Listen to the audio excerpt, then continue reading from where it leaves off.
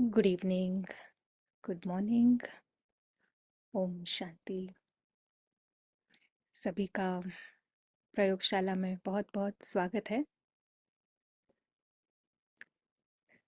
Last session में हमने बहुत इंटरेस्टिंग बात सुनी। जैसे फिजिक्स लैब में कोई सबसोनिक हेडसेट पहन लेता है तो उससे केवल वही लोअर फ्रिक्वेंसी ही सुनाई देती है। उससे दूसरा पास में कोई बात भी कर रहा है सुनाई नहीं देगा उसको। ना ट्रैफिक की आवाज़ सुनाई देगी, कुछ भी नहीं सुनाई देगा। ऐसे ही हम सभी आत्माएं ये एक शरीर रूपी एपरेटस, हेडसेट, इंस्ट्रूमेंट, जो भी हमें कहना है, पहन के हम बैठे हैं 63 जन्मों से, एक्चुअली 84 बर्थ से, बट 63 जन्मों के बाद ये एकदम टाइट हो गया है। इतना टाइट कि स्वयं को हम एक हेडसेट है, एक इंस्ट्रूमेंट है जिसमें कोई जान नहीं है, जो एक चैतन्य डिवाइन बीइंग है, अपने आप को इस एपरेटस है ऐसा समझ रहा है। कितनी मज़े की बात है। जब समझ में आता है तो हंसी आती है। ये अपने आप पर हंसना एक बहुत ही अच्छी निशानी है। आज की मुरली में भी बाबा ने कहा आपको फिर कोई घृणा नहीं होगी इस ड्रामा के ऊपर। सभी उसी उसी लहर में लहरा रहे हैं अज्ञान के। तो जो जाग जाता है वो दूसरों के लिए बहुत फ़ायदा दे सकता है, बेनेवलेंट हो जाता है वो। तो हमने देखा कि अगर सत्य का अनुभव करना है तो इस एपरेटस को उतारना ज़रूरी है। क्यों ना हम 1 मिनट के लिए उसे उतारते। जैसे ही उसे उतारेंगे तो हमारा सत्य हमारे बिल्कुल सामने है। कहीं कुछ भी मेहनत करने की ज़रूरत नहीं है। मेहनत है इस एपरेटस से आकर्षण, लगाव जो खींच रहा है हमें, उससे मुक्त होना, उससे कम करना, ये मेहनत है। बट अपना सत्य अनुभव करना बहुत आसान है। तो प्रैक्टिस ज़रूर की होगी सभी ने। और ये भी हमने देखा कि ये जो आइडेंटिफिकेशंस हम करते हैं इस एपरेटस के साथ, उसके कारण उसे हम छोड़ नहीं पाते। तो इन आइडेंटिफिकेशंस को, यानी ईगोज़ को, जो देह अभिमान है, उसको जानना, उसे स्पष्ट रूप से देखना, और एक एंटरटेनमेंट भी समझना है ना, खेल है। तो ये खेल में इस ईगोज़ को हमें हराना है। तो हम सत्य नहीं है ही वो, दैट्स इटर्नल, नहीं वो कहीं नहीं है, गया हुआ है, सिर्फ हमें अनुभव करना है। तो आपकी प्रैक्टिस में भी ज़रूर कोई नेक्स्ट कदम बढ़े होंगे इस नए दृष्टिकोण के कारण, ऐसी हम आशा रखते हैं। और आज का सेशन शुरू करेंगे। हम अखिला बहन को वेलकम करते हैं। वेलकम अखिला बहन। थैंक यू किरण बहन, और सभी को गुड आफ्टरनून, ओम शांति। तो हमेशा की तरह हम प्रैक्टिस के साथ में स्टार्ट करते हैं, और सभी के सभी इस वक्त हम संगठन में है, यहाँ पर ऑनलाइन संगठन। तो हम साक्षी दृष्टा हो जाते हैं, और साक्षी दृष्टा भी अटेंशन के साथ, अदृश्य साक्षी जिसे हम कहते हैं। जब बाबा कहते हैं अटेंशन, उसका मतलब है जीरो खिंचाव, जीरो लगाव। तो हम खुद को देख रहे हैं उस गोल्डन रेड लाइट में, इसी सेकंड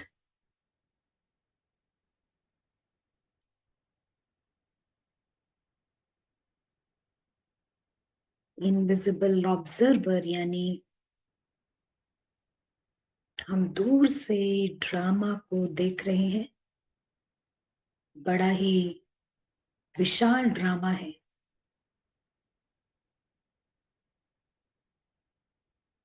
और हम अपने पार्ट को भी देख रहे हैं।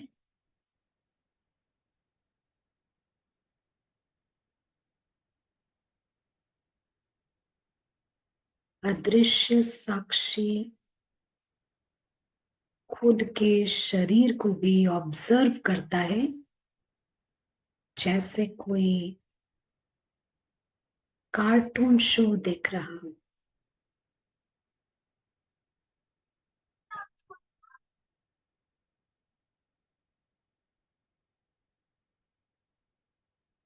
और वो ये ड्रामा देखता है मिनिमम इंटरेस्ट के साथ, यानी न्यूनतम दिलचस्पी।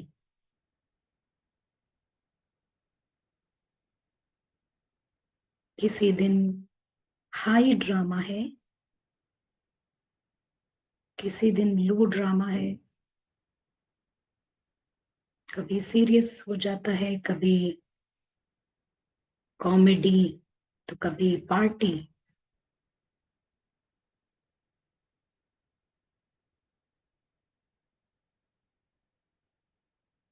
लेकिन वो इस ड्रामा को बिना किसी जुनून के, पैशन के, बिना किसी लगाव के, बिना इच्छा, बिना अपेक्षा के दिखता है।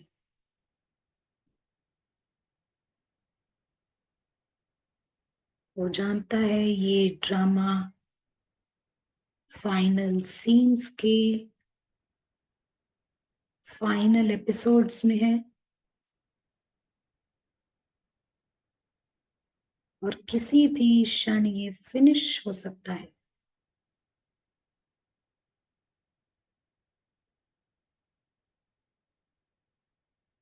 उसकी ड्रामा में ना कोई चाहना है, ना वो किसी को ओन करने की इच्छा रखता है।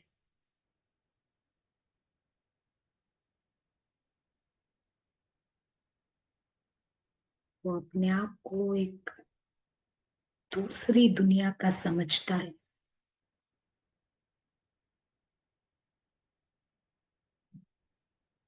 वो समझता है कि वो इस लाइट और प्रकाश की दुनिया से है।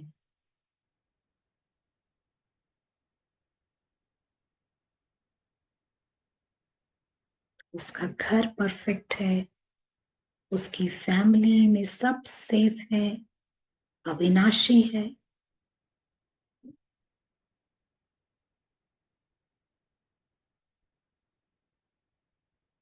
और ये भी समझता है कि ड्रामा में कोई उसका अंकल आंटी नहीं।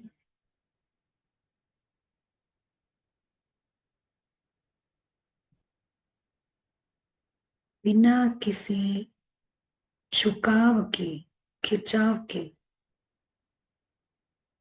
वो अपने सुमान की सीट पर बैठे ड्रामा देखता है।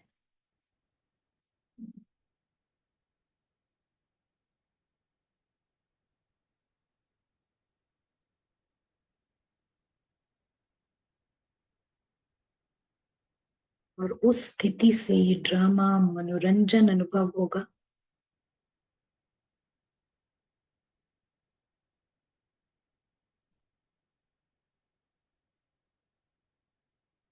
और ड्रामा हो ना हो, उसको कोई फर्क नहीं पड़ता। लेकिन अदृश्य साक्षी ड्रामा में जब आता है, वो अपना पार्ट प्ले करने के लिए आता है। हल्के तौर से शामिल होता है। उसको वहां कोई कंप्लेंट्स नहीं है, ना कोई इच्छाएं हैं, ना अपेक्षाएं हैं, और ना ही कोई शिकायतें हैं। वो फ्री रहता है।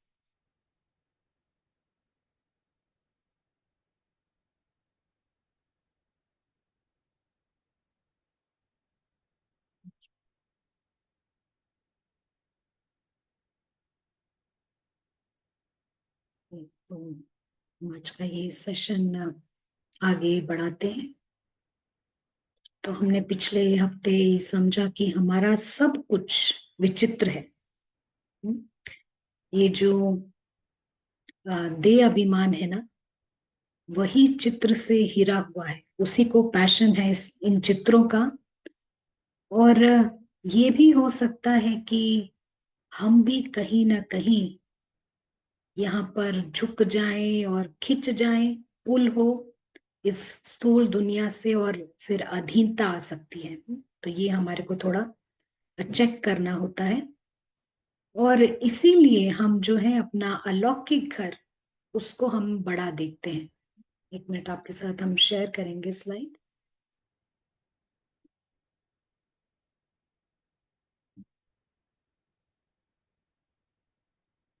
आप देख पा रहे होंगे, ये हमारा अलौकिक घर है। इस घर को हम बड़ा देखते हैं, विशाल देखते हैं, और स्थूल दुनिया को हम बहुत छोटा देखते हैं। और हम इनविजिबल प्लेयर्स इस दुनिया से गुजर रहे हैं। और केवल इतना, इस कार्डबोर्ड की दुनिया से हम गुजर रहे हैं, लेकिन ये जो देह अभिमान है ना, यही इस कार्डबोर्ड की दुनिया को इतना बड़ा बना लेता है, इतना हाइप करता है, इसको वैल्यू देगा, इसको ब्यूटी देगा, इसको रिलेशनशिप्स देगा। और ये जो है deep end of body consciousness है। लेकिन जब हम पारस में होते हैं, पारस के लिए बड़ा नॉर्मल है पॉइंट होना, इसके लिए बहुत नॉर्मल है पॉइंट होना। और उसकी दुनिया एटर्नल है, उसकी दुनिया में सब कुछ सर्वश्रेष्ठ है, और सभी गॉड लाइक और चाइल्ड लाइक है। पारस में ये स्पष्ट नजर आता है। अब ये एंजेलिक प्रिंस इस दुनिया में आते हैं, और वे चाहे ऊपर हो चाहे नीचे हो, सत्य हमेशा सेम ही रहता है। यानी अगर वो एंजेलिक प्रिंस है, तो नीचे भी वो एंजेलिक प्रिंस है, ये बदल नहीं जाता है। यानी नीचे अगर वो कोई लड़ाई भी लड़ रहे हो, तो भी वो एंजेलिक प्रिंस ही रहते हैं, वो चेंज नहीं हो जाते। लेकिन वर्तमान समय वर्तमान समय हमारी जो सोसाइटी है, उसके लिए चित्र ही सब कुछ है ना। एज इफ चित्र के अलावा और किसी चीज का कोई अस्तित्व नहीं है। इतना deep end of the spiral, यानी गिरावट के भी हम बिल्कुल निचले तले में हैं। यानी जो दिखता है वही सही है, जो नहीं दिखता है उसका अस्तित्व नहीं है। और इसीलिए इस गिरावट का ये एक एग्जाम्पल है कि ज्ञान होने के बाद भी आप कई स्टूडेंट्स से ये भाषा सुनेंगे कि हमको अपने काम में रूहानियत लेकर आनी है। आपके हिसाब से ये स्टेटमेंट ठीक है? क्या कहेंगे आप, ये करेक्ट है? हमें अपने काम में रूहानियत लेकर आनी है। आप बताइए, ये ठीक बात है? काम में रूहानियत लेके आना, आप कैसे समझते हैं इसको?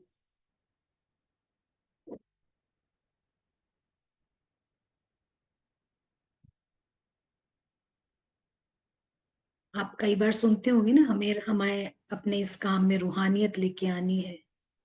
तो ये सही है? एक जवाब है, यस कह रहे हैं, और कोई है नो कह रहे हैं। रूहानियत से काम करना, अ, फिर किसी का जवाब है ऑटोमेटिकली रिफ्लेक्ट होगा वो, हम्म। जरूरत नहीं है। राइट। ना, ये सही कहा। एक दो जवाब यहाँ पर सही है। बिल्कुल सही दिशा में आप। जब ये कहते हैं ना रूहानियत लेकर आनी है, उसका मतलब है रावण को रिमूव करने का कोई प्लान नहीं है। लेकिन रावण के ही टोपी में स्पिरिचुअल फेदर और लगा देना है। रावण के कि मैं मेडिटेशन करता हूँ, थोड़ा बहुत वो मेडिटेशन करता है रावण, थोड़ा बहुत वो वर्चूज और गुणों के बारे में बात करेगा, थोड़ा बहुत भगवान के बारे में अच्छी अच्छी बातें करेगा। ये है रावण का प्लानिंग। तो हमें क्या करना है, हमें खुद भी फ्री होना है इन सब से, और दूसरों को भी फ्री करना है, ये है लक्ष्य। खुद भी फ्री होना इन सब से और दूसरों को भी फ्री होना। लेकिन जो पत्थर बुद्धि है वो 100% चित्र में हीरा हुआ होगा, उसके लिए चित्र ही सब कुछ है। और तो और ये रावण की दुनिया में भी हम स्टैटिक नहीं रहते हैं। आप समझ रहे हैं, हम सेम नहीं रहते हैं रावण की दुनिया में। जिसका मतलब है कि या तो आप ऊपर जा रहे हैं या नीचे जा रहे हैं। 10 साल पहले जो दुनिया थी, आज हम उससे भी ज्यादा नीचे गिरे हुए हैं। ये लॉ है, इस तरह से ये काम करता है। हम स्टैटिक नहीं रहते, हम नीचे जा रहे हैं। तो नीचे जाते हैं इंडिविजुअल लेवल पर भी, और सामूहिक तौर पर भी, कलेक्टिवली, नेशनल लेवल पर भी। इस तरह से रावण काम करता है। तो जब जब हम पारस इस्तेमाल करते हैं, हम अपना दृष्टिकोण चेंज करते हैं। आप समझे, हम दृष्टिकोण चेंज करते हैं। और जब जब हम यूज करते हैं, हम होते हैं एंजल के फ्रेंड, फरिश्ते के फ्रेंड। तो ये गुड हैबिट बैड हैबिट हमारी कहीं ना कहीं तो शुरू होती है। तो इसीलिए पारस को यूज करना बहुत अनिवार्य होता है। अब हम एक और चीज समझेंगे यही चित्र विचित्र के बारे में, कि वर्तमान समय दो चीजें इस दुनिया को डोमिनेट करती हैं। दो चीजें इस दुनिया में सभी के लिए हावी है। एक चीज ये कि सभी के पास जरूरतें हैं। ये पहली चीज जो डोमिनेट करती है। आप देखेंगे सभी के पास जरूरत है, पानी की जरूरत है, शरीर को चलाना है, बड़ी जरूरतें, छोटी जरूरतें, फैमिली को देखना है, इलेक्शंस जीतना है, कहीं पर फर्स्ट आना है, कहीं पर पैसा कमाना है। तो आप देखेंगे पूरी दुनिया में अलग अलग टाइप ऑफ जरूरतें हैं। दूसरी चीज जो डोमिनेट करती है, यानी जो प्रमुख है इस दुनिया में, वो है सुरक्षा। हर एक अपने आप को सुरक्षित रखना चाहता है। लोग खुद को दूसरे ह्यूमन बींग्स, दूसरे लोगों से प्रोटेक्ट करना चाहते हैं, एनिमल से, जानवरों से, प्रकृति के तत्वों से, एलिमेंट से प्रोटेक्ट करना चाहते हैं। तो ये दो चीजें डोमिनेंट है इस दुनिया में। हर एक की जीवन को प्रमुख चीजें ये दो हैं। तो आप देखेंगे कि चाहे वो कोई राजा है, चाहे कोई प्रजा है, या फिर कोई आम आदमी है, सभी के पास ये दो चीजें हैं। और ये दो चीजें कॉम्प्लिकेशंस लेकर आती हैं हमारे जीवन में। यही दो चीजें। तभी बाबा कई बार ये कमेंट करते हैं ना, लोग पेट के लिए पाप कर्म करते हैं। इंडिविजुअल लेवल पर भी, नेशनल लेवल पर भी, नेशंस भी। लेकिन सबसे वंडरफुल बात इस विचित्र सोल की ये है, इसको किसी चीज की जरूरत नहीं है। ये जो पहला जो दिख रहा है आपको, उसको किसी चीज की जरूरत नहीं है। ना उसे हवा, ना पानी, ना ये कार्डबोर्ड की दुनिया। Zero needs. अब कई लोग कहते हैं, शरीर के स्तर पर कहते हैं कि हमारी जरूरतों को हमें कम करना चाहिए ना, शरीर की जरूरतों को कम कर देना चाहिए, जो बहुत बढ़िया बात है। लेकिन जो योगी होगा ना, जो जागृत आत्मा, उसको हम योगी कहते हैं। जो योगी होगा उसको भीतर से पता है कि उसे कुछ भी नहीं चाहिए, और इसीलिए इच्छा मात्रम अविद्या। दूसरा, वो बियॉन्ड हार्म है, जो विचित्र सोल है, हर क्षति से परे है।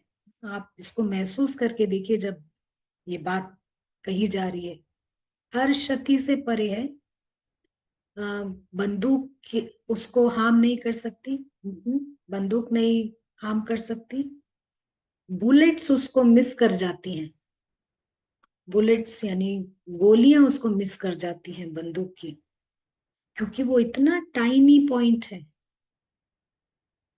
टाइनी तो है ही, उसके ऊपर से इनविजिबल भी है, दिखाई भी नहीं पड़ता है। तो वो बियॉन्ड हार्म यानी हर हानि से परे है, हर क्षति से परे। अच्छा, बुलेट्स हार्म नहीं करते, कुछ भी उसको हार्म नहीं करता। किसी के बोल उसको हार्म कर सकते हैं? क्या कहेंगे आप? किसी के शब्द उसको ठेस पहुंचा सकते हैं? तो हम कहते हैं, जवाब है नहीं, नहीं। राइट, किसी के बोल भी उसे क्षति नहीं पहुंचा सकते। क्यों?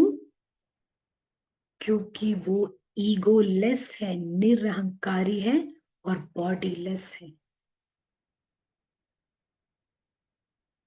निरहंकारी और निराकारी है। किसी के बोल भी उसको तंग नहीं कर सकते, क्योंकि ये ईगो ही है जो तुरंत अपमानित फील करता है। और ये ईगो ही है जो यू नो देने में भी, अपमान करने में भी फर्स्ट होता है। अगर ईगो नहीं है तो किसी के शब्द भी उसे हार्म नहीं कर सकते। और इसीलिए वो हर साधारण नश्वरता से परे रहता है। कोई भी ऑर्डिनरी मॉर्टल्स से वो परे रहता है। और उसका जो चेहरा होता है वो फियरलेस, फियर का नहीं, फियरलेस चेहरा होता है। उसका चेहरा होता है गिल्ट से परे, कोई पश्चाताप नहीं। ना वो किसी को ब्लेम करता है, और ना ही उसमें प्राइड होता है, अहंकार भी नहीं होता, क्योंकि वो उस विचित्र डायमेंशन का है, उस विचित्र दुनिया का है। हम यहाँ पे थोड़ा रोकते हैं। आप सबको समझ आ रहा है? आप कुछ ऐड करना चाहते हो किरण बहन, और कोई एडिशन?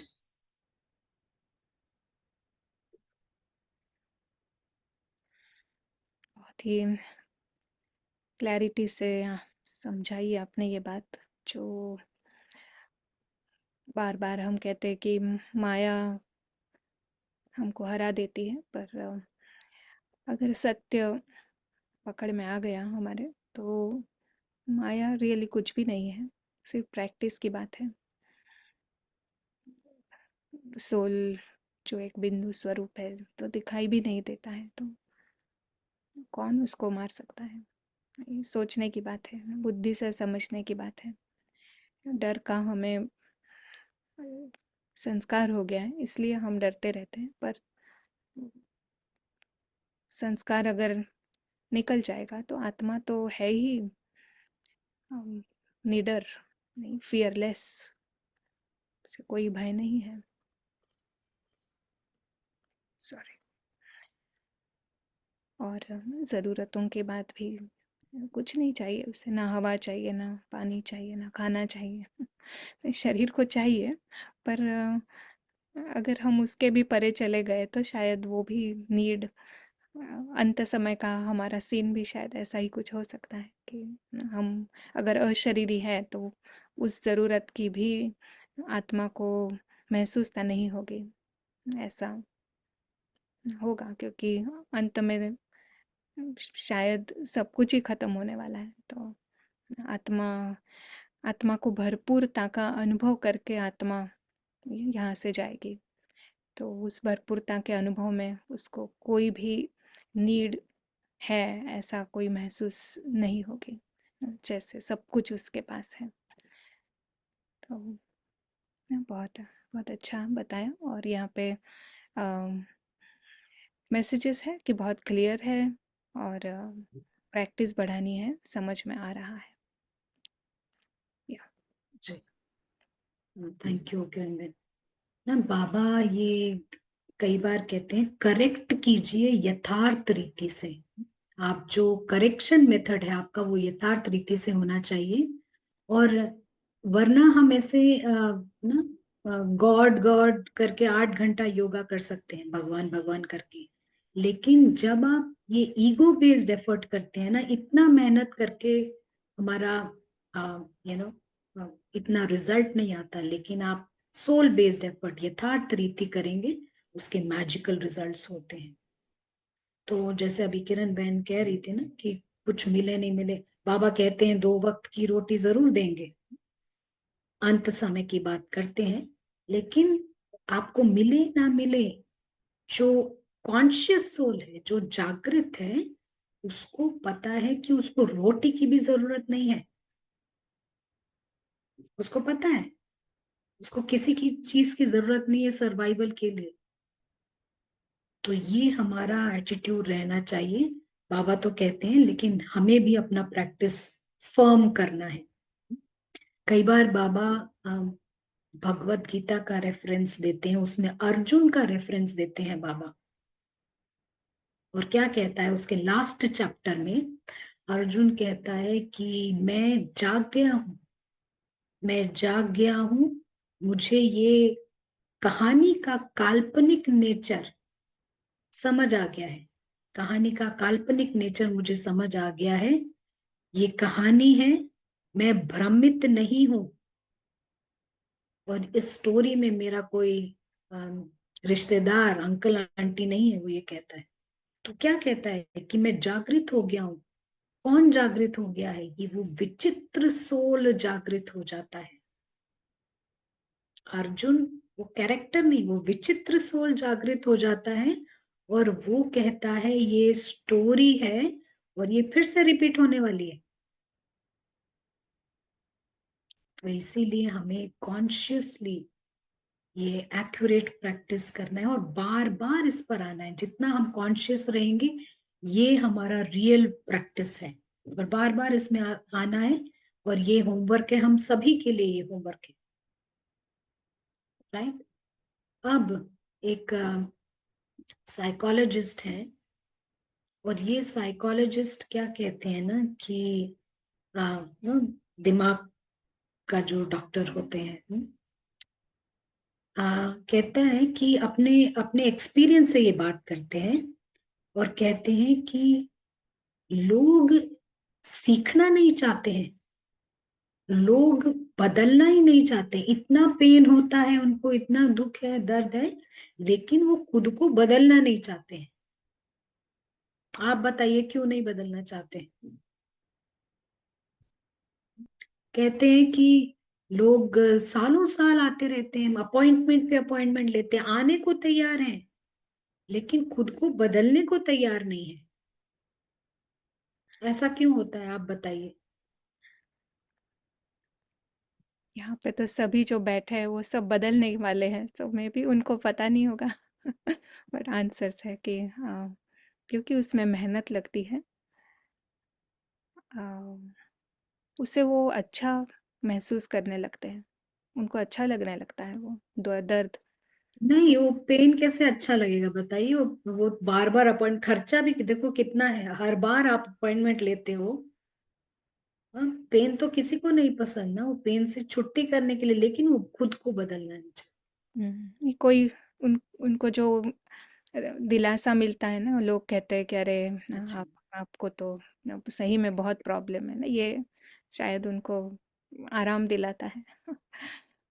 शक्ति नहीं है चेंज होने की, रावण है, लाइट नहीं है, अज्ञान है। अनुभव चाहिए उनको, फास्ट रिजल्ट्स देखना चाहते हैं, फास्ट पेन किलर्स चाहिए उन्हें, अम, सुख ले रहे हैं हम्म, इससे। अच्छा, है ना। हमारे भीतर का जो ईगो है ना, ये नहीं बदलना चाहता है, ये नहीं बदलना चाहता है। ये क्या करता है, अगर वो उसको समझ आ जाए, वो समझ जाए, लर्न कर जाए, ओ वाह भगवान हमको पढ़ा रहे हैं, तो वो श्रिंक हो जाएगा, चेंज हो जाएगा। लेकिन वो चेंज नहीं होना चाहता है, वो और बड़ा होना चाहता है। ऐसे ही यहाँ पर भी है।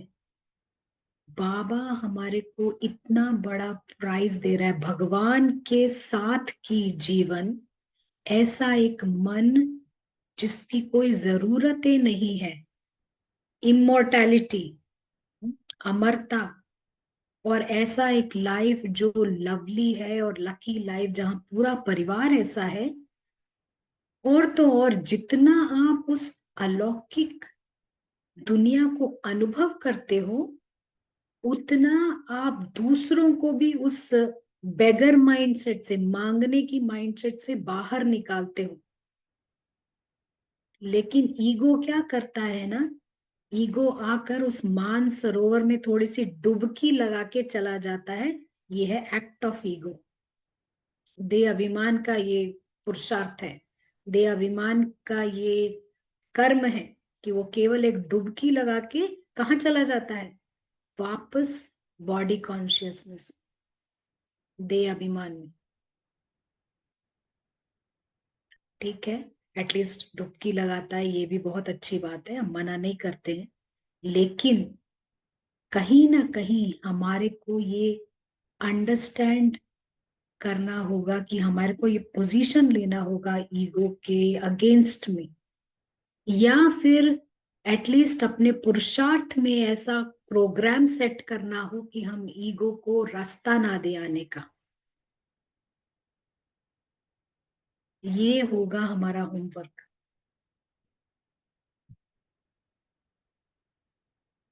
है ना।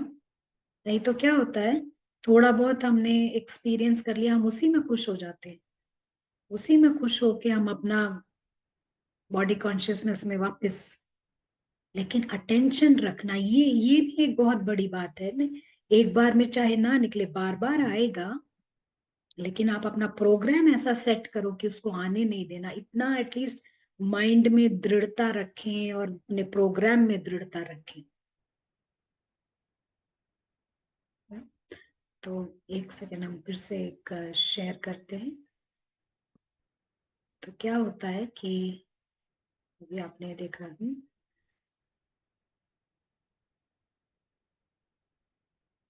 तो जो जागृत है, जो सोल कॉन्शियस है, चाहे वो स्टोरी में है या हो सकता है वो स्टोरी के परे हो, और वो चीजों को भी संभाल करता है जहां पर भी है वो, अपना जो भी उसका सेटअप है वो टेक केयर करता है।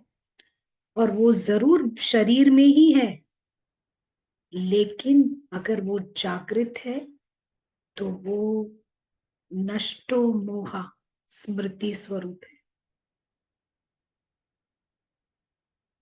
अगर वो जगा हुआ है, वो नष्टो मोहा स्मृति स्वरूप है, क्योंकि उसे पता है वो स्टोरी है, और वो अवेयर है कि वो स्टोरी से परे है।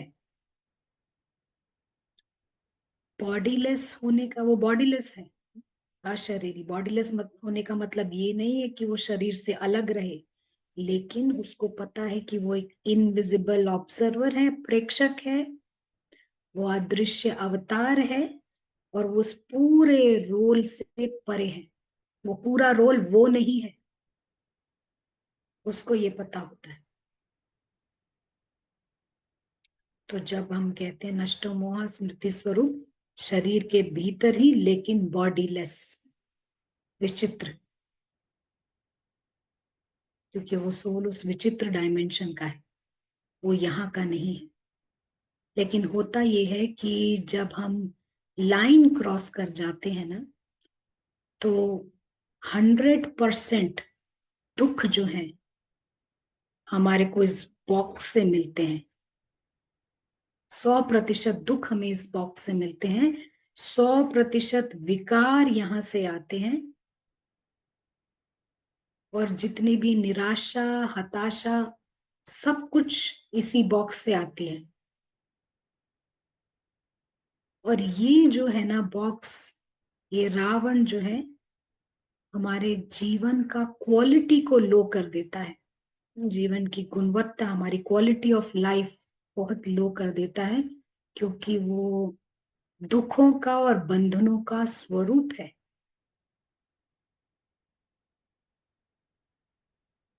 तो इसीलिए हमारे को स्ट्रांग पुरुषार्थ करना है इस रावण को निकालने के लिए। तो कई बार क्या होता है ना, हम हो सकता है किसी को इस तरह से एड्रेस करते हैं, कोई आता है हम उसको इस तरह से कहते हैं कि ये फलाना हमारे सेंटर का है, या फिर आप आइडेंटिफाई करते हैं कि ये फलाना हमारे सेंटर के टीचर हैं, या फिर हमारे ये सेंटर के स्टूडेंट हैं। लेकिन आप कैसे देखेंगे? आप देखते हैं ये वो अदृश्य भाई है, फुल स्टॉप, केवल उतना ही। आप बिल्कुल वैसे देखते हैं जैसे बाबा देखता है, वो मेरा अदृश्य भाई इस दुनिया में थोड़े समय के लिए एक शॉर्ट ट्रिप पर है, विजिट के लिए आया है, भ्रमण करने आया है थोड़े समय के लिए, और हम सभी ऐसे आए हैं। आप उसी नजरिए से देखेंगे जैसे बाबा देखता है, बाबा सोल्स को अपलिफ्ट करता है, आप भी ऐसे ही करेंगे, और आप समझेंगे कि वो विचित्र है, हमारा सब कुछ विचित्र है, हम उस विचित्र डायमेंशन को बिलोंग करते हैं। आपके लिए केवल उतना ही है, जैसे बाबा देखता है ये फलाना है, हम कई बार कहते हैं ना फलाने से है, नहीं, इनविजिबल ब्रदर, बस उतना ही, फुल स्टॉप, आगे कोई पीछे संकल्प नहीं। बाबा तो बिल्कुल स्ट्रेट फॉरवर्ड कहते हैं, मेरा कोई चित्र नहीं है, मैं केवल एक पॉइंट हूं, और ये हम सभी को अप्लाई कर होता है। बाबा एक पॉइंट है, हम सब भी वही एक पॉइंट है। चलिए हम यहाँ थोड़ा रुकते हैं, मे भी हम सुन सकते हैं किरण बहन, या किसी का कोई सवाल। एक बहुत छोटा सा प्रश्न है, वो पूछते हैं कि यथार्थ विधि का क्या मतलब है? देखिए, आई थिंक ये आप तो, जी एक्सप्लेन बोलिए। कर रहे थे ना, तो आपने ये शब्द यूज किए थे, तो उस reference. Ego, ego based effort नहीं, लेकिन सोल बेस्ड एफर्ट। देखिए, क्या होता है ना, जब हम इस ज्ञान में आते हैं, इस ज्ञान में आते हैं, हमारे को बताया जाता है कि आप आत्मा हो, आप शरीर नहीं हो, आप आत्मा हो। तो अब जो है ये अखिला बहन क्या करते हैं कि, क्योंकि जन्म जन्मांतर से अखिला नामक पार्ट ना, पार्ट के ऊपर बॉन्डेज है, घिरे हुए हैं, खुद को पार्ट समझते हैं। तो जब हमें बताया जाता है ना कि हम आत्मा है, तो अब अखिला बहन क्या करती है कि आत्मा बनने का पुरुषार्थ करती है, और अखिला बहन स्माइलिंग हो जाती हैं, और ना वर्चुअस, और जितने भी गुण हैं जो बाबा बोलते हैं, हंसमुख रहो, क्रोध नहीं करो, तो ये अखिला बहन ऐसा करने लगती है। लेकिन क्या होता है ना, अखिला एक पार्ट का नाम है, कभी ऐसी परिस्थिति आएगी तो मैं हमेशा हंसमुख नहीं रह पाऊंगी, क्योंकि मैं एक्टिंग कर रही हूं ना हंसने की, आप समझ रहे हैं। लेकिन करना ये है कि इस रोल के पीछे जो सोल है उसको जगाना है, हमको पार्ट को हंसमुख नहीं बनाना है, लेकिन वो पीछे जो सोल है उसको जागृत करना है। ऑटोमेटिक नेचुरली वो पार्ट भी हंसमुख हो जाएगा। और जब सोल जागृत होता है ना, तब कोई भी परिस्थिति आती है, तब वो टेस्ट ऑफ टाइम को पास कर सकता है। इसीलिए जब आप योग करते हैं, योग में पहले ही स्टार्टिंग पॉइंट ऊपर से स्टार्ट करें, रोल बीच में ना आए, इसका अटेंशन रखें, ये अटेंशन हमें रखना है। अभी हमने जब शुरू में योग किया था अदृश्य साक्षी का, उस टाइम ना रोल था, ना रोल के रिलेशन कुछ नहीं सामने आते। ये अटेंशन रखना है कि पार्ट बीच में ना आए और वो इम्पोर्टेंट ना लगे। आत्मा जब जागृत होती है उसके लिए ये पार्ट एक छोटा सा 84 जन्म में से एक पार्ट है, उसका कोई इंपॉर्टेंस नहीं है। किरण बहन, आप कुछ ऐड करना चाहते हैं? मे बी थोड़ा डिफरेंट वे में समझानी थी, बट मे बी आप ऐड कर सकते हैं। बहुत क्लियर लगा। यथार्थ का अगर मीनिंग देखना है तो अर्थ सहित, तो उसके अंदर सब आ जाता है जो आपने कहा।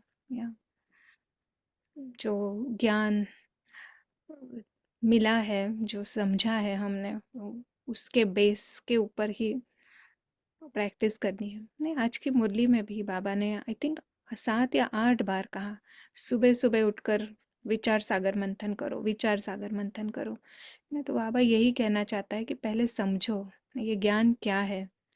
सिर्फ बैठ के परमधाम चले गए हैं उससे कुछ नहीं होगा। अगर ईगो ही परमधाम जा रहा है, हम शरीर के साथ ये रोल ही प्रैक्टिस कर रहा है ऊपर जाने की, तो उससे कोई रिजल्ट नहीं आएगा ना। बाबा ने आज बहुत बार कहा कि सोचो पहले, है ना, समझो इसको और फिर प्रैक्टिस करो। तो किसी ने यहाँ पे मैसेज में लिखा है कि एक्यूरेट उसका मतलब होता है, सो यथार्थ। जी, तो हमको ये पार्ट को ना, इसको आप थोड़ा अच्छे से समझे। पार्ट को आपको कुछ नहीं करना है, पार्ट अपने आप चलेगा, अंत तक चलेगा, लेकिन आत्मा को जागृत करना है। हम्म? चलिए अभी 1 मिनट के लिए हम देखते हैं, जैसे ये कमेंट्री चल रही है या हम सब यहाँ बात कर रहे हैं, आप 1 मिनट के लिए हम ये अनुभव करके देखेंगे। चलिए, आप रेडी हैं सब? जैसे ये जूम कॉल चल रहा है, सब पार्टिसिपेंट्स हैं यहाँ पर, लेकिन सोल अपने घर पर है।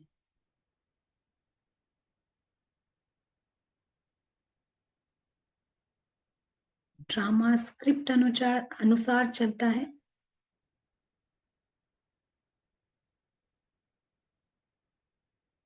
और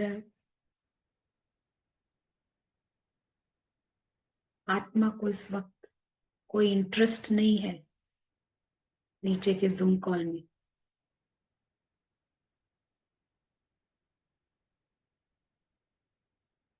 वो अपने सत्य पिता के साथ अपने परफेक्ट स्टेज में, संपूर्णता की स्टेज में अपने पिता के साथ है।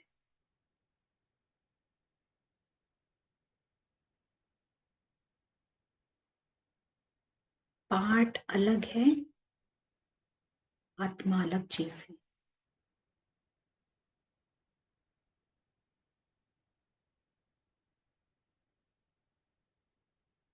परफेक्ट होम श्रेष्ठ घर है, श्रेष्ठ फैमिली,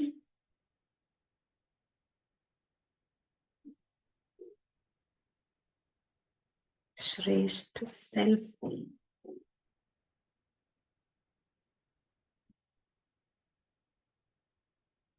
रोल हो ना हो कोई फर्क नहीं पड़ता।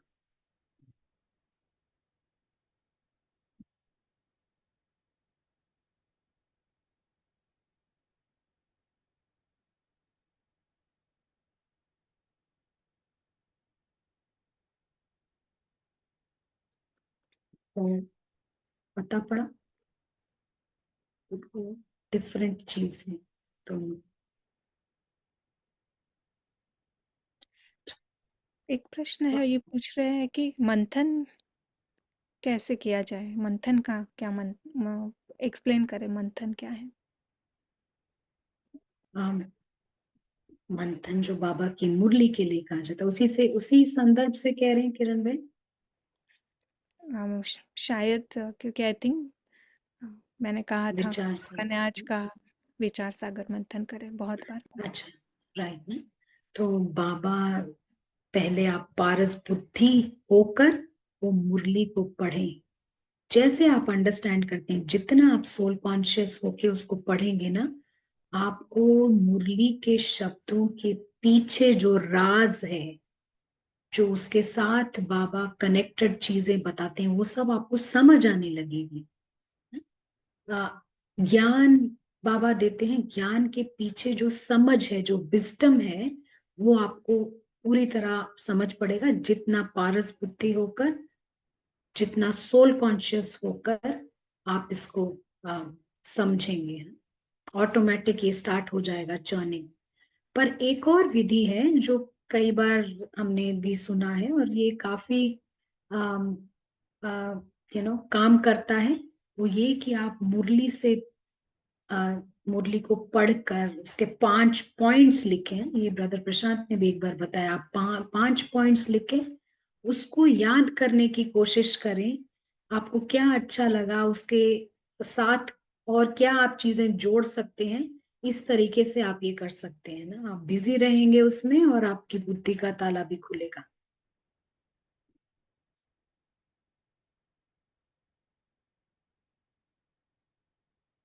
और कुछ ऐड करना है? Very good, yes. वही जो बाबा ने कहा है उस पे हमारा भी हम्म, एलाबोरेशन, हमें क्या समझ में आया है। जैसे अभी प्रयोगशाला में हम अनेक एग्जाम्पल्स देते हैं, वो मुरली से नहीं है बट वो कनेक्ट करते हैं, नहीं, उससे हमारी अंडरस्टैंडिंग बढ़ती है। तो मेन यही है कि हम पूरी तरह समझ जाए कि बाबा क्या कहना चाहता है, क्योंकि है सभी विचित्र ना, बाबा भी कैसे एक्सप्लेन करेगा। बाबा को भी एक्सप्लेन करने के लिए ये चित्र की दुनिया में आना पड़ता है, बट उसके पीछे क्या बाबा कहना चाहता है, ये हम उसके बारे में सोचेंगे तो ही हमें पता चलेगा। और ऐसा है हम्म, कि जब हम विचार सागर मंथन करते हैं, अगर दिल ऑनेस्ट है हमारी, तो बाबा मदद करता है। बाबा जी, का ऐसा कोई टच करेगा बुद्धि को कि हमको समझ में आएगा कि बाबा क्या कह रहा है। ये चित्र से विचित्र समझना ये इतना भी आसान नहीं है, पर बाबा है इसलिए हम ये समझ भी सकते हैं। तो इसलिए बाबा कहता है ना, आप सोचो तो वो भी हेल्प भी कर सकेगा। अगर हम सोचेंगे ही नहीं तो बाबा भी कैसे हेल्प करेगा हमें। नहीं, इट्स हमारा एक जी, कदम आगे बढ़ना बहुत ज़रूरी है। जी। और एक चीज हम यहाँ ना बेगर माइंडसेट के बारे में आपको बताना चाहते हैं ना। यहाँ पूरी दुनिया में मांगने की वृत्ति है, सभी मांग रहे हैं कुछ ना कुछ, कोई ना कोई कुछ ना कुछ जरूरतें हैं, मांगते ही रहते हैं। एक यहाँ पर का कोट याद आता है। इजराइल मोर करके एक ऑथर है, राइटर है, और ऑथर है, ये कहते हैं कि अ, दुनिया में बेस्ट बेगर के लिए कोई अवार्ड नहीं होता। बेस्ट भिक्षा मांगने वाले के लिए कोई अवार्ड नहीं होता। कोई भी भिखारी पने को सेलिब्रेट नहीं करता, यानी भिखारियों का कभी कोई उत्सव नहीं मनाता है। राइट। ऐसे ही जिम बेंडल करके एक रिसर्चर हैं, साइंस के रिसर्चर हैं और प्रोफेसर हैं। ये कहते हैं कि वर्तमान समय जो है, हमारी जो प्रकृति है, इसमें गिरावट निरंतर चल रही है। निरंतर ये ना नेचर डेग्रेडेशन में है, और बहुत थोड़ा समय पड़ा है। खुद कहते हैं, साइंस साइंस के हैं, कहते हैं बहुत थोड़ा समय पड़ा है, लेकिन कुछ व्यापारी लोग इसका फायदा उठाकर चीजें बेच रहे हैं पैसा बनाने के लिए, और वे ये काम करेंगे अंत तक। तो आप समझ लीजिए कि ये रावण कैसे ऑपरेट करता है। वो अंत तक यही करेंगे। लेकिन हमको पारस बुद्धि का इस्तेमाल करना है। अगर हम नहीं करते हैं तो शायद हम भी यही करेंगे जो ये व्यापारी लोग कर रहे हैं। और इसीलिए जब हम ये पारस बुद्धि का इस्तेमाल करते हैं ना, तभी आपको एक और पॉइंट हम बताएंगे, हमारे को बिगर मैप, बड़ा नक्शा नजर आता है, हमारे को वो दुनिया नजर आती है, और फिर हम उस दुनिया में जा सकते हैं। और फिर सोल जागृत होकर वो जो एफर्ट करता है वो सोल कॉन्शियस एफर्ट होता है। आपको समझ पड़ा? पारस बुद्धि, ये बुद्धि है, ये योग नहीं है। कई लोग पूछते हैं क्या पारस बुद्धि से देखना ही योग है? पारस बुद्धि बुद्धि है। इस बुद्धि से आपको बड़ा नक्शा नजर आता है, विशाल बुद्धि, और अपनी सूक्ष्मता भी नजर आती है। आपको सत्य नजर आता है, और फिर आप उस सत्य में जाते हैं। और जब आप अपने घर पर होते हैं, वो एनवायरमेंट, पिछली बार भी बोला था कि वो ऐसा वातावरण है जो आत्मा को जागृत करता है। नीचे वाला जो है ना, जगा हुआ भी सो जाएगा। वो आत्मा को जागृत करती है वो एनवायरमेंट, और ये सोल बेस्ड एफर्ट होता है।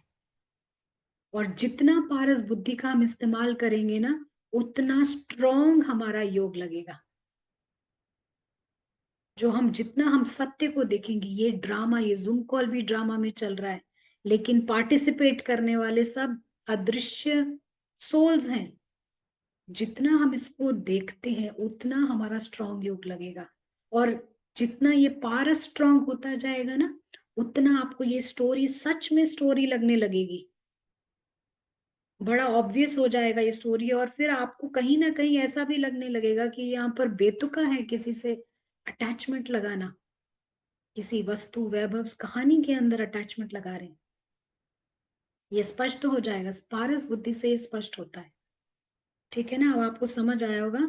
ये बुद्धि एक यंत्र है, अपैरेटस है, पारस बुद्धि, जिससे हम इस राज्यों को इजी बनाते हैं। पत्थर बुद्धि से तो आपको घर नजर ही नहीं आएगा, आप योग कैसे करेंगे? आपको घर नजर नहीं आएगा।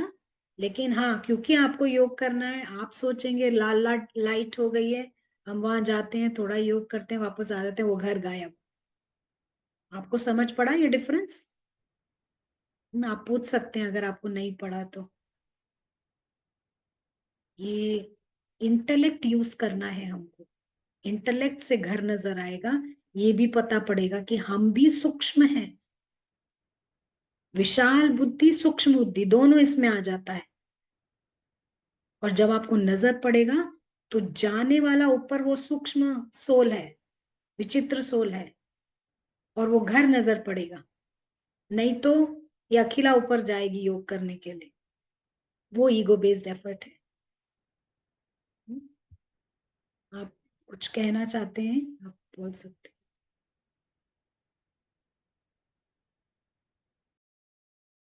इससे कनेक्टेड एक प्रश्न है। वो पूछ रहे हैं कि ड्रामा में वीडियो कॉल पर जब बात करते हैं तो क्या दोनों स्टार को घर में देखे, ये ठीक है? हैं।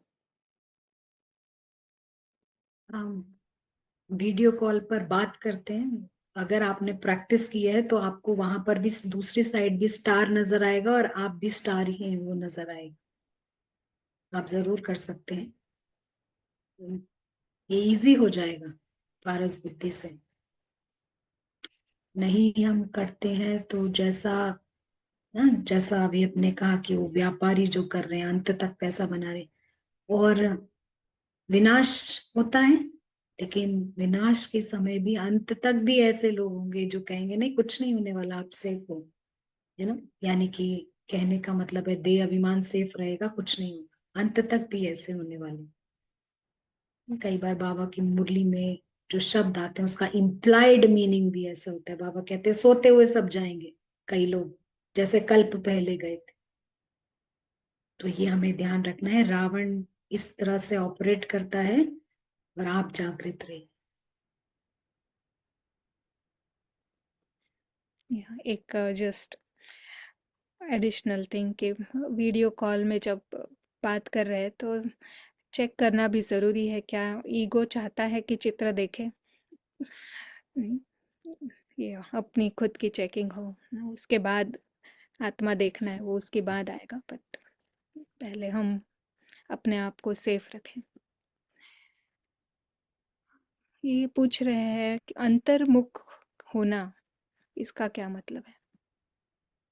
अंतर्मुखी का क्या मीनिंग है? एक तो एक तो बाबा कई बार जब अंतर्मुखी कहते हैं, जो अंडरस्टैंडिंग है कि हम यू नो टू मच हम व्यक्त भाव में ना आए, और दूसरा अंतर्मुखी आप अपनी सत्यता में रहें।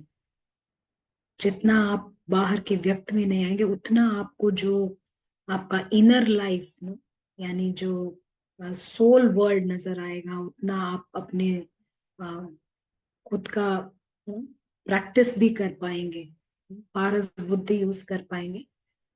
तो ये अंडरस्टैंडिंग है अंतर्मुखी का।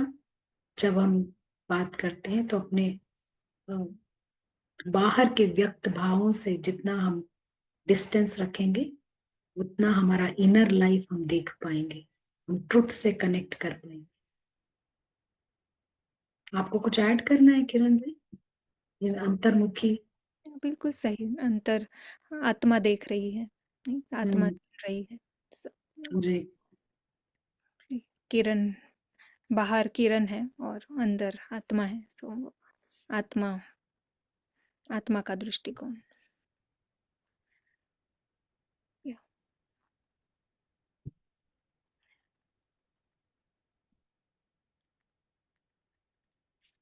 अभी तो शायद इतने ही प्रश्न हैं।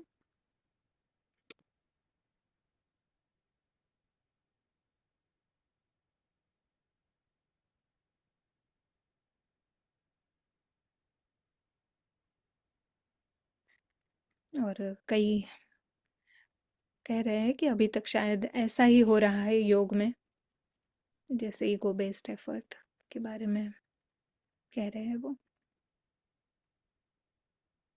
थोड़ा सा भी हम अटेंशन रखेंगे ना, थोड़ा सा अटेंशन, इसको आपको प्रयोग करके देखना है। जब आप इसका रिजल्ट देखेंगे तब आपको पता चलेगा ये किस तरीके का वंडरफुल एफर्ट है ना। सारा समय आप बैठ के बाबा बाबा करते रहे, ये योग नहीं है ना। उस सोल को जगाना है, ये हमारा एफर्ट है। बस आप देखें गोल्डन एज में बाबा नहीं है, लेकिन सोल कॉन्शियस रहता है, उसको अपना ट्रुथ पता होता है, वो इमॉर्टल है, वहां एक्ट करने के लिए आया है। वहां पे कोई ऐसे एक्टिंग पर ध्यान रहता है। रिलेशनशिप्स भी वहां एक्टिंग के रिलेशनशिप्स हैं, ड्रामा के रिलेशन है। तो इस तरीके की जागृति हमारे को यहाँ पर ही आनी है।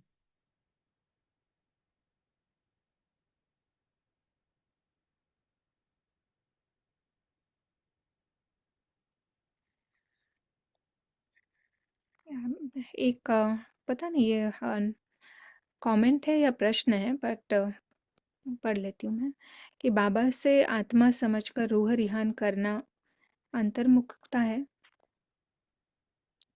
हाँ, अगर आपको ये चेक करना होगा, ये सोल जागृत है, सोल रूरिहान कर रहा है। कई बार बॉडी कॉन्शियस भी रूरिहान करता है बाबा से। ये आपको चेक करना है कि आप किस तरह की रूरिहान कर रहे हैं।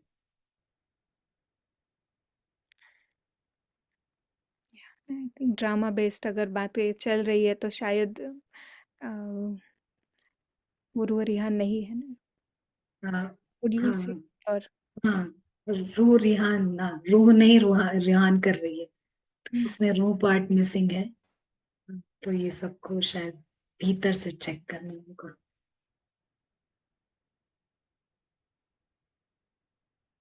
लेकिन हम फिर भी अपना एफर्ट जरूर जारी रखते हैं, लेकिन कॉन्शियस अटेंशन के साथ। कई बार फर्क नहीं लगा पा रही हूँ, लेकिन आप एटलीस्ट अटेंशन तो रखिए कि सोल बेस्ड एफर्ट हुई है। ये हमारे को करना है प्रैक्टिस, क्योंकि सोल सेम रहता है, फर्क बुद्धि का पड़ता है। सारा ये खेल ही इंटेलेक्ट का है। इंटेलेक्ट ही यानी बुद्धि ही नीचे गिरती है, बुद्धि को ही बाबा ऊपर उठाते हैं। तो बुद्धि को आप बार बार पारस बुद्धि यूज कीजिए, तो अपने ट्रुथ में आ जाएंगे, ये नॉर्मल हो जाएगा, ज्यादा समय आप ट्रुथ में रह पाएंगे। चलिए, और आपको ये कमेंट या सवाल नहीं है तो हम मे भी यहाँ फिनिश कर सकते हैं। या सब क्वेश्चन सब कवर हो गए हैं। तो ये हमने शुरुआत की थी कि कैसे आत्मा की कोई भी नीड्स नहीं है, आत्मा एवर सुरक्षित है। अगर आत्मा जागृत है तो उसे इसका 100% उसको एहसास होगा। ड्रामा में वो भागेगा नहीं, ड्रामा के सीन्स को ऐसे नहीं समझेगा कि मेरे मुझे कोई खतरा है, क्योंकि वो है ही हानि से परे और उसे कुछ भी नहीं चाहिए ड्रामा से। तो यही जो जागृत आत्मा है वही परम धाम का अनुभव कर सकती है, एकदम 100% बाबा का संग अनुभव कर सकती है, क्योंकि उसके मन बुद्धि में ड्रामा नहीं है। एक अंश भी अगर ड्रामा है तो फिर बाबा मिसिंग हो जाता है। हम अपने आप को कह सकते हैं कि हाँ मैं बाबा के साथ हूँ, पर सही में अगर बाबा के साथ हम हैं तो जो अतीन्द्रिय सुख है उसका अनुभव हमें होना बहुत, मतलब इट इज़ 100% है वो। तो अपने आप को खुश करने से न, हम सत्यता को देखें कि क्या सही बाबा साथ है ना। अगर बाबा साथ है तो ना कुछ अलग ही हो जाएंगे हम। अतीन्द्रिय सुख यानी ड्रामा से कुछ नहीं चाहिए, अपने आप ही सुख अनुभव हो रहा है। ये भी एक निराश होने की बात नहीं है, बट आगे बढ़ने के लिए कि यस मुझे और आगे बढ़ना है, इस ईगो को और निकालना है। ये इस रीति से अगर हम इसको लेंगे तो ज़रूर भ्रम में तो नहीं रहेंगे कि हमारा योग लग रहा है।